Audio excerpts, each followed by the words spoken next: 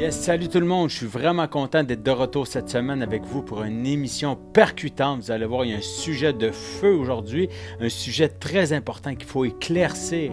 Il y a beaucoup de choses que les gens, malheureusement, ils ont des fausses vérités, mais je suis aujourd'hui pour éclaircir certains points qui sont très importants parce que malheureusement, les gens, même dans la Bible est écrit, « Mon peuple périt par manque de connaissance ». Amen. Donc, on va commencer aujourd'hui avec un titre. Vous allez voir, ça va vous choquer peut-être. Le titre, c'est « C'est la faute de Dieu ». Oui, c'est la faute de Dieu. Combien de fois vous avez entendu les gens accuser Dieu pour leur malheur? Combien de fois vous avez entendu les gens accuser Dieu pour tout ce qui se passe sur la planète? Combien de fois vous avez entendu les gens accuser Dieu et le Seigneur Jésus pour toutes les bévues et tous les abus que la religion a fait? Sérieusement, ça fait mal au cœur. Pourquoi? Parce que les gens ont pris la religion, ils l'ont jetée aux poubelles, puis ils ont jeté le Seigneur, puis ils ont jeté Dieu avec. Pourquoi? Parce que les gens ont été blessés par l'hommerie, par les hommes, par les personnes qui étaient en abus de pouvoir, que les gens avaient de la confiance par rapport à la religion, par rapport qui ont même donné, même qu'il y a des gens qui ont donné leur vie à ces personnes-là, mais ces personnes ont abusé. Mais ça reste toujours des humains qui ont abusé d'autres humains. C'est malheureux. On sait qu'est-ce que ça a donné. Ça a donné beaucoup de tort. Les gens ils ont été détruits. La religion a détruit. On voit ça à travers les années aussi que la religion a détruit les personnes. On voit à travers le monde les guerres au nom de la religion quand on voit dans la parole qui est nullement écrit ça, nulle part, que l'amour a toujours été la première chose que Dieu a voulu rétablir, c'est sa relation d'amour avec son peuple, avec sa création. Donc, quand on voit que Dieu, la première chose qu'il a voulu rétablir au tout début, c'était quoi? C'était la relation d'amour avec sa création pour avoir vraiment une relation très importante. On va vraiment, mais je vous pose la question, hein, est-ce que ça vous a déjà arrivé d'accuser Dieu pour des malheurs qui vous arrivaient dans votre vie? Hein? Et je parle même à des personnes, je parle même à des chrétiens que souvent, on peut parler puis on peut dire que il y a une expression, souvent les gens disent que les chrétiens, on est bon pour deux choses, soit accuser Dieu de ce qu'on n'a pas ou de dire à Dieu ce qu'on n'a pas reçu, ou de mettre des choses sur le dos du diable parce qu'on agit de telle ou telle façon pour pouvoir se racheter une conscience. Mais je vous viens aujourd'hui, vraiment, sérieusement, c'est pas la faute de Dieu. On va vraiment éclaircir des choses parce que il est écrit dans la parole, je vais aller chercher tantôt, vous allez voir dans les versets, Dieu ne tente jamais son peuple, Dieu ne tente jamais ses enfants, Dieu ne vous tentera jamais. Donc, souvent c'est ça les gens ils ont été blessés. Il y a plusieurs, les facteurs ils sont là, on a les yeux clairs, on a vu ce qui s'est passé, on ne peut pas enlever ça. Hein? On voit les abus qui sont arrivés dans les pensionnats, dans les régions autochtones. Il y a beaucoup de pensionnats. L'Église catholique a fait du dommage, a fait du mal à ses enfants. Ils ont volé leur enfance. On voit même, c'est pas juste avec les Autochtones, à travers la planète. La religion a toujours fait du mal. Ils ont eu un contrôle. La religion, ils ont emprisonné les gens dans des doctrines, malheureusement. Puis c'est quoi ça fait? Ça a éloigné les gens de Dieu au lieu de les rapprocher. Ils ont toujours voulu avoir une mainmise, un contrôle pour pouvoir endoctriner les gens et faire ce qu'ils veulent avec eux. Par un climat de peur, les gens devaient marcher d'une certaine façon. C'est quoi? Sinon, vous allez tous aller en enfer. Vous allez faire des enfants, etc., etc. On voit au Québec, on marche, hein, souvent on va propager la bonne nouvelle aux gens. On leur parle, on fait juste prononcer le nom de Jésus. Les gens, ils viennent fâchés. Les gens, ils viennent carrément... Ils viennent tellement fâchés qu'ils disent « Lâchez-moi avec votre religion ». Excusez-moi l'expression. Je veux rien savoir. Ma mère s'est faite nanana. Mon père s'est fait jouer dans la tête. Mes petits-enfants sont... Bref, il y a des histoires d'horreur qu'on peut entendre Tout le monde a une histoire d'horreur avec la religion. Tout le monde a entendu. Est-ce que vous pouvez vraiment accuser le Seigneur Jésus? Est-ce que le Seigneur Jésus vous a vraiment fait quelque chose? Ou c'est l'humain qui était, entre guillemets, le messager du Seigneur, dans le fond, qui est venu abuser de vous, abuser de votre confiance, abuser physiquement, même des fois. Excusez-moi l'expression, c'est dégueulasse. Il y a des choses qui sont arrivées, les gens sont brisés. Mais les gens ont fait quoi? Ils ont jeté le Seigneur, ils ont jeté Dieu dans la poubelle. Pourquoi? Parce qu'ils sont blessés. Aujourd'hui, je viens rectifier certaines choses. Hein? Les gens, souvent, on entend même qu'on se peut dire « Ah, mais si Dieu est au contrôle, hein, pourquoi qu'il y aurait de la faim dans le monde, que les gens crèvent, que les gens crèvent de faim, par exemple, qu'il y a des guerres. » Le mal est entré. On va reculer un petit peu, là. Le mal est entré au tout début de la création de Dieu avec Adam et Ève. Quand le péché est entré, l'être humain, quand le péché est entré, la relation a été brisée. Donc, c'est à ce moment-là que le mal est entré. On voit vraiment qu'aujourd'hui, hein, on n'a pas besoin de chercher longtemps. Là. On rouvre la télé, le mal devient le bien et le bien devient le mal. Mais à ce moment-là, on recule à Adam et Ève, le mal est entré.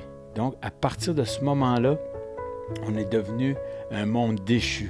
Un monde où, dans le fond, le diable, c'est le prince de ce monde. C'est lui. Hein? Tant aussi longtemps qu'on donne pas notre vie au Seigneur, mais c'est lui le prince de ce monde. Ici, en ce moment, sur la terre, c'est lui qui dirige. C'est lui, entre guillemets, qui tire les ficelles de tout ça. La plus belle histoire que l'ennemi, ou on pourrait dire Satan ou le diable, il doit être tellement, excusez-moi l'expression, il doit rire dans sa barbe.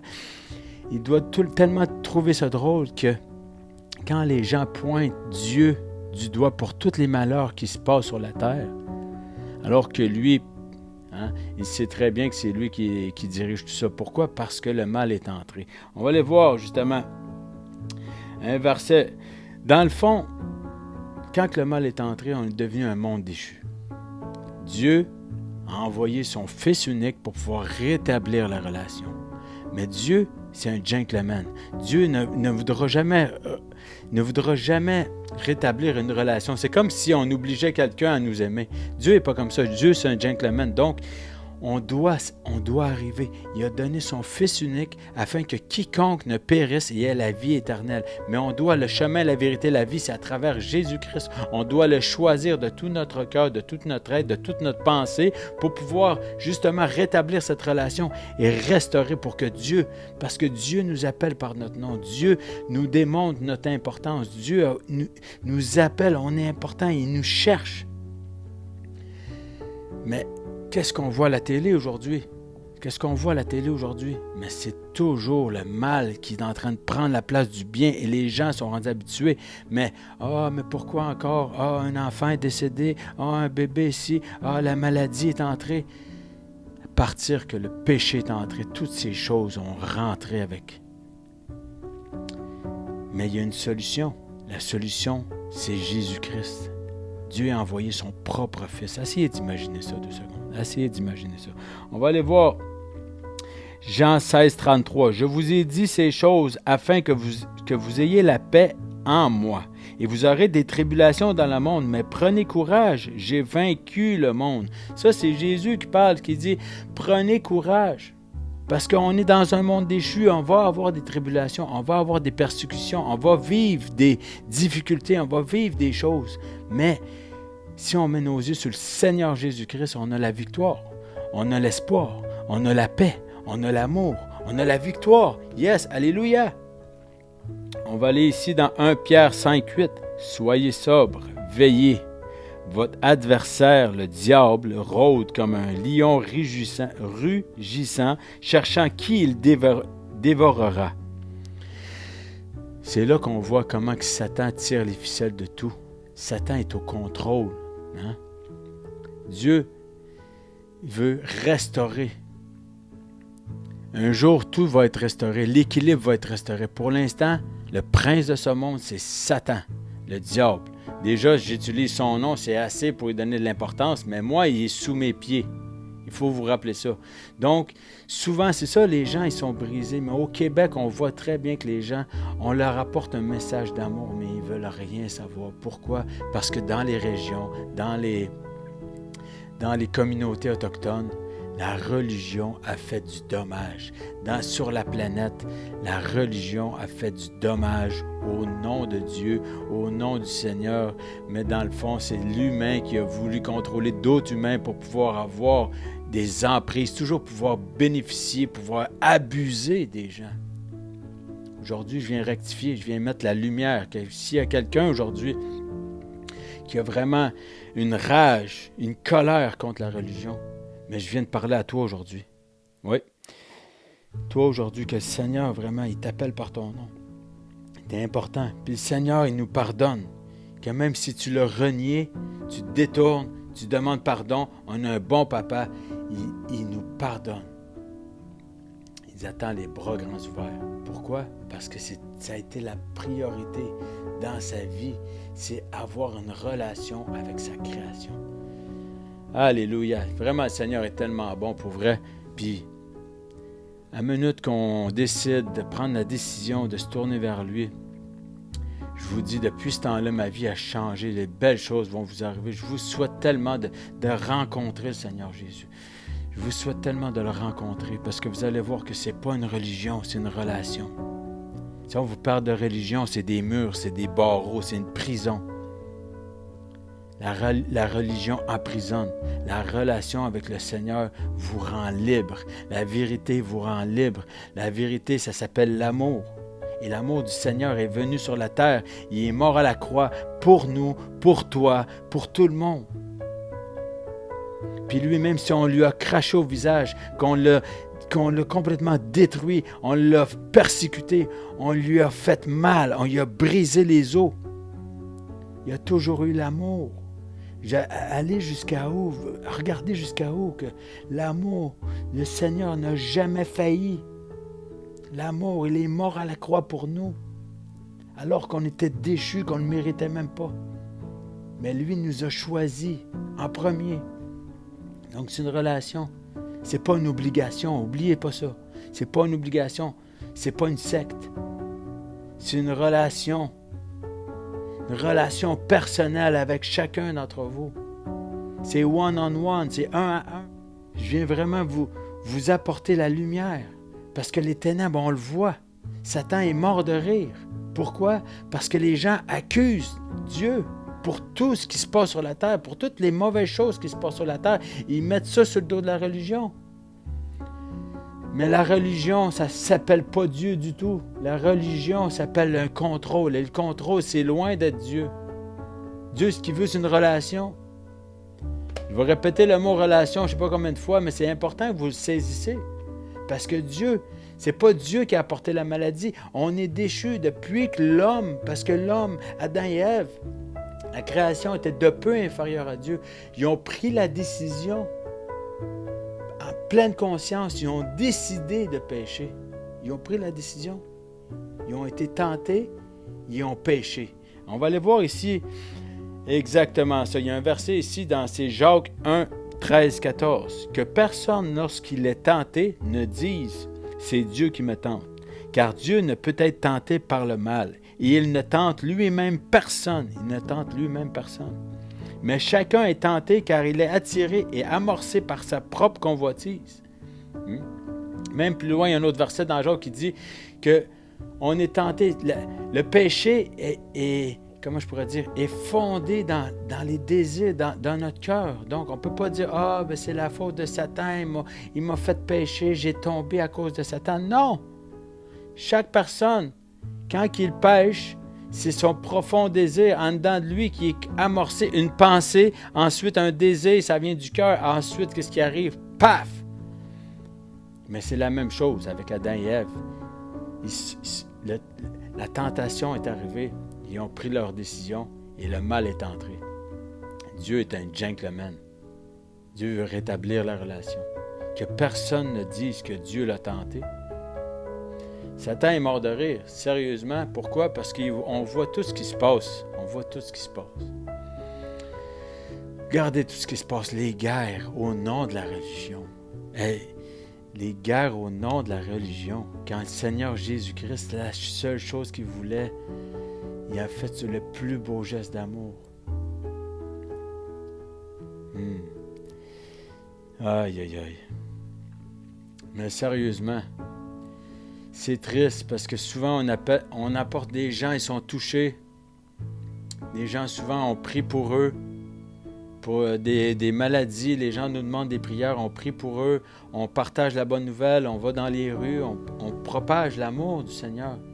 On prie pour les gens. Des fois, les gens, ils vivent une guérison. Des fois, les gens, une douleur, les douleurs les quittent.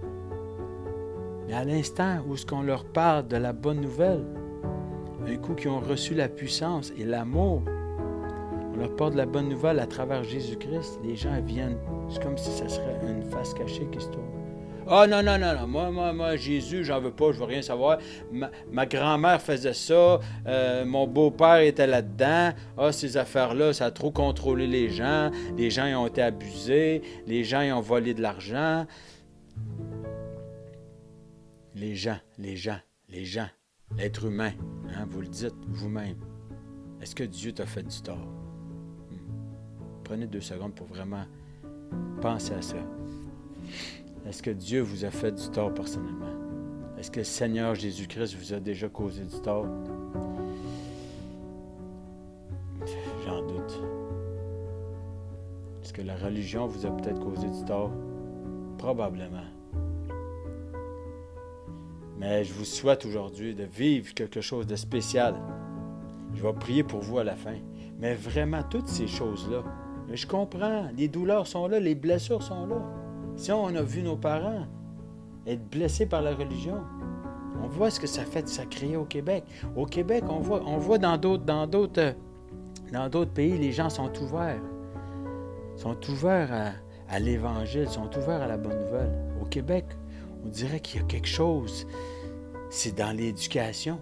Pourquoi? Parce que même dans les écoles ou partout, les gens ils ont éliminé la religion, ils ont éliminé Dieu de l'équation. Pourquoi? Pour que les gens puissent continuer d'avoir un contrôle, une mainmise. Pendant ce temps-là, Satan tire les ficelles. On voit comment que le monde est rendu déréglé. On voit que ça n'a aucun bon sens, comment que ça va à la vitesse grand V. Comment que les agendas sont rendus poussés, c'est rapide, tout se place, s'enchaîne. Ils se dépêchent même, que je pourrais dire, pour pouvoir quoi? Installer le contrôle totalitaire. Ils veulent nous enlever le droit d'avoir la foi, de pouvoir parler de notre foi ouvertement, de pouvoir propager la bonne nouvelle. Pourquoi, vous pensez? Pourquoi qu'il y a des pays, vous pensez, qui empêchent les gens de parler du Seigneur Jésus-Christ? Parce que le nom de Jésus est le nom au-dessus de tous les noms. Le nom de Jésus, il y a une puissance derrière son nom. Le nom de Jésus guérit. Le nom de Jésus vous rend libre. Ils savent ce qui se passe. Ils savent ce qui se passe. Ça a toujours été depuis 2000 ans. Depuis que Jésus est venu sur la terre. Les gens venaient, puis il y avait toujours des gens qui voulaient sa mort. Même encore aujourd'hui. Posez-vous la question, pourquoi?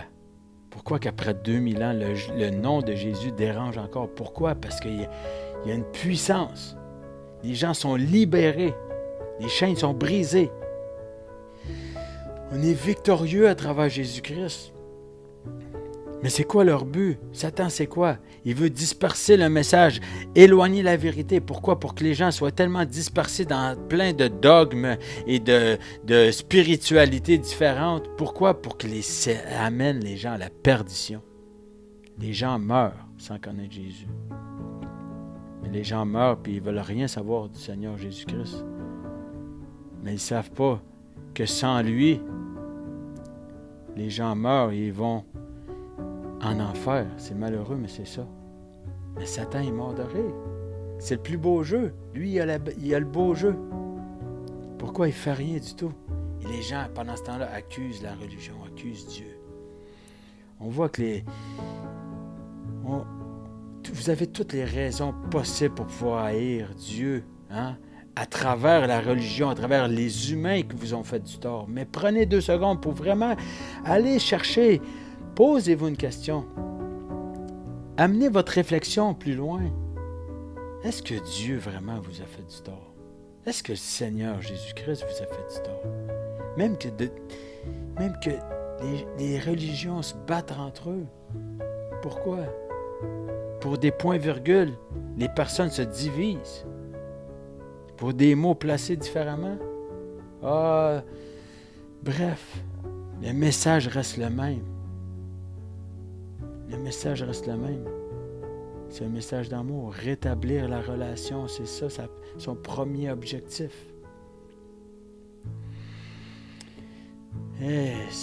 Merci Seigneur, parce que je sais qu'aujourd'hui, il y a des gens qui vont être touchés. J'ai peut-être pas le meilleur français, mais la vérité, c'est comme ça. Des fois, il faut parler, puis il faut parler pour que ça soit percutant, pour que les gens puissent saisir. Arrêtez de pointer du doigt, Seigneur Jésus, qui vous a rien fait. Mais moi, je t'ai écœuré de la religion. Non, la religion, ils ont abusé. Moi, je me suis fait abuser quand j'étais petit. J'étais servant de messe. Je comprends les blessures. Mais le Seigneur veut vous guérir. Le Seigneur veut vous guérir. Aujourd'hui, je vais venir prier pour vous aujourd'hui. Mais que toute cette colère puisse quitter. Merci, Seigneur. Mets ta main sur ces personnes, Seigneur, qui peut-être qui mettent toujours, qui te pointent du doigt, Seigneur Jésus, mais qui vient rafraîchir leurs pensées, Seigneur, pour qu'ils voient le bon, Seigneur, le bon berger, puis qu'ils puissent voir la lumière, l'amour que tu offres à travers toi, Seigneur Jésus, que tu offres la clé pour la porte d'entrée, Seigneur Jésus. C'est toi la clé, c'est toi la porte. Merci, Seigneur, pour tout ce que tu fais pour ces personnes, Seigneur. Viens te révéler à eux puissamment, Seigneur Jésus, pour qu'ils puissent savoir que toutes les personnes, toutes les blessures qu'ils ont vécues, tous les mauvais propos, même des fois, ils ne te connaissent même pas, Seigneur Jésus. Ils ont entendu dire des choses, mais automatiquement, ils t'ont mis dans la poubelle. Mais je déclare aujourd'hui un vent de fraîcheur, un 180, que les gens vont être touchés. Touche-les là où ils sont. Viens les toucher, Seigneur Jésus. Mets ta main sur eux, Seigneur. Que chaque personne qui est vraiment en colère contre toi, Seigneur, qui puisse s'éclaircir les yeux, que les yeux s'ouvrent, que les oreilles entendent ce message. Que les pardons tombent, que les gens soient guéris des blessures de l'enfance. Mets ta main sur chaque personne, Seigneur, que la vérité les transperce, puis que les gens puissent saisir l'ampleur de ton amour, Seigneur Jésus. Merci, Seigneur, de te révéler à eux dans le secret, pour leur montrer que chaque personne est importante, que tu veux une relation personnelle avec eux, Seigneur. Merci, Seigneur Jésus, parce que tu ne changes pas, tu n'as jamais changé, même si les gens te crachent dessus. Merci, Seigneur, d'avoir resté droit, rempli d'amour pour nous. Pour nous, tu nous as donné ton plus beau cadeau, Seigneur Jésus. Tu as donné ta vie. Il n'y a pas de plus grand amour que de donner sa vie pour ses frères. Merci, Seigneur, pour nous, Seigneur. Tu nous as...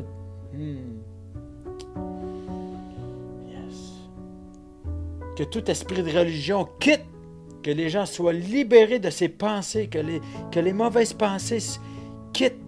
Je vous souhaite de la liberté dans les pensées, un vent de fraîcheur. Alléluia, amen. Je vous souhaite vraiment d'aller faire vos recherches. Lisez la parole, lisez les évangiles, lisez la Nouvelle Alliance, les évangiles. C'est là qu'on voit la vie de Jésus. Regardez la vie de Jésus. Jésus n'a jamais fait de mal à personne.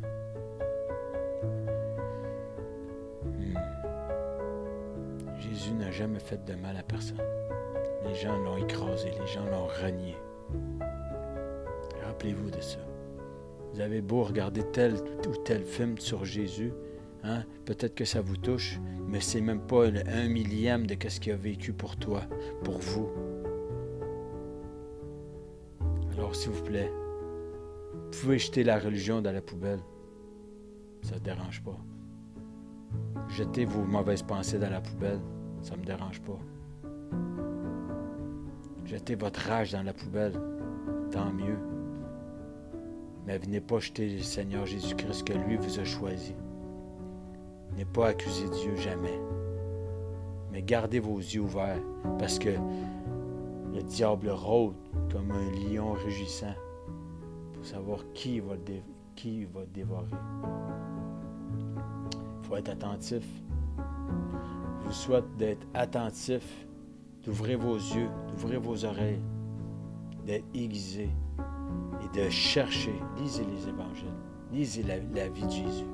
Vous allez voir que le Seigneur Jésus-Christ n'a rien à voir avec toutes les blessures, toutes les histoires que vous avez entendues, toutes les guerres sur la planète. Le Seigneur Jésus-Christ vous aime tel que vous êtes. Même si vous l'avez renié, 180, demandez pardon. Parce que le Seigneur voit au cœur. Alléluia! Je vous aime. Je vous aime. Bonne semaine. Puis j'espère que ce message va vraiment toucher au moins une personne. Gloire à Dieu, s'il a touché une personne, ma job est faite. Excusez-moi l'expression. Mais je sais qu'il y a des gens qui vont être touchés.